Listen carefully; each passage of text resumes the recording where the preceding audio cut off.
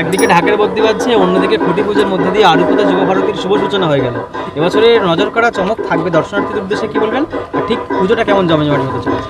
দেখো, পুজোটা গত বছরে যেরকম আমরা কি হয়, আমি গত বছর আমাদের এলাকার যেরকম জায়গা আরুপোতা মানে কলকাতার মধ্যে, বাট কি হয় পিছিয়ে পড়া অঞ্চল বলে থাকে, কিন্তু আমরা গত বছর থেকে সেই পিছিয়ে পড়া জায়গাটা থেকে আমরা উন্নতি করতে চাইছি।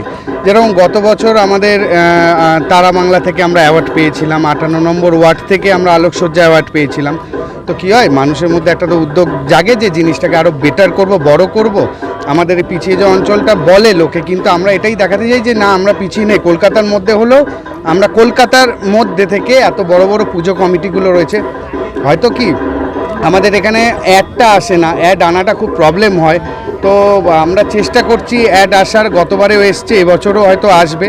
তো আমরা পুজোটা খুব ভালোভাবেই করছি। এবছর বাজেটও অনেক বেশি রেখেছি আমরা, সেটা প্যান্ডেলের দিক থেকে হোক আর লাইটের দিক থেকে হোক, আলোকসজ্জার যেদিকে বা প্লাস হচ্ছে প্রতিমার দিক থেকে, তিনটে দিক থেকেই আমরা বাজেটটা আমাদের অনেকটাই বেশি করেছি, বাড়িয়েছি, যাতে কারণ একটা লড়াই করতে গেলে তোমাকে তো বড় বড় প্যান্ডেলের সাথে তোমাকে সামঞ্জস্যটা রেখে করতে হবে না, তো আদারওয়াইজ তো করতে পারবো না। তো সেইটা দিয়ে করছি। আজকে খুঁটি পুজো হয়েছে, এলাকা আমাদের ক্লাবের সকল মেম্বাররা এখানে উপস্থিত আছে এবং আমাদের এলাকার মা বোনেরাও এখানে উপস্থিত হয়ে রয়েছে। তো আমি আশা করব যে এবছর গত বছরের তুলনায় এবছর অনেক অনেক অনেক বেশি ভালো আমরা মানুষকে আনন্দ দিতে পারবো, সেটা প্রতিমার দিক থেকে হোক, আলোকসজ্জার দিক থেকে হোক, আর আমাদের প্যান্ডেলের দিক থেকে হোক।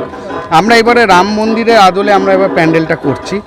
তো দেখা যাক, এবার যতটা আমরা চেষ্টায় আছি ভালো করার এবং ভালো করব আশা করছি। আমার নাম তুহিন কুমার, আমি যুবভারতী সংঘ ক্লাবের সেক্রেটারি প্লাস পুজো কমিটির সেক্রেটারি। আমাদের আলুপোতা যুবভারতী সংঘের এইটা হচ্ছে 33তম বর্ষ, ঠিক আছে।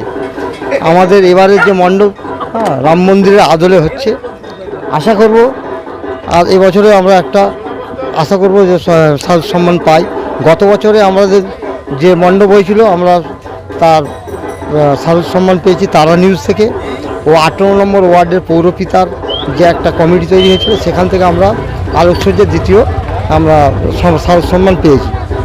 আশা করব পুজো এবারে খুব ভালো হয়ে যাবে, সবাই এলাকার মানুষ আনন্দ ফুর্তি করবে, আমাদের মণ্ডপ সুন্দর হোক, পুজো ভালো কাটুক।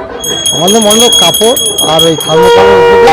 আমার নাম মনোরঞ্জন মণ্ডল, ক্লাবের পুজো কমিটি সহ সম্পাদক। প্রতি বছরের মতন এবছরও আপনাদের পুজোর শুভারম্ভ খুঁটি পুজোর মধ্যে দিয়ে হয়ে যাচ্ছে। হ্যাঁ, আর রাম মন্দিরের আদলে বোধহয় এবছর আপনাদের থিম খুব ভালো প্যান্ডেল হচ্ছে, খুব ভালো প্যান্ডেল, চমৎকার প্যান্ডেল হচ্ছে, বলার মতন নয়, খুব সুন্দর লাগবে। লাইট ফাইটও বেশি আছে বছরে, আয়োজন প্রচুর বেশি বছরে।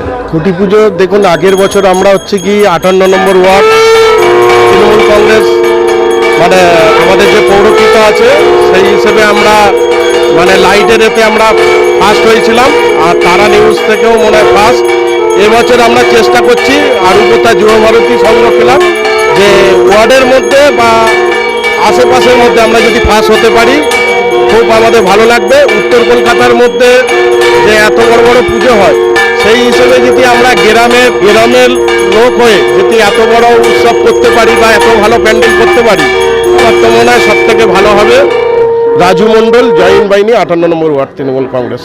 মডেলটা দিয়ে দিয়েছি, ওই মডেলটাই হবে।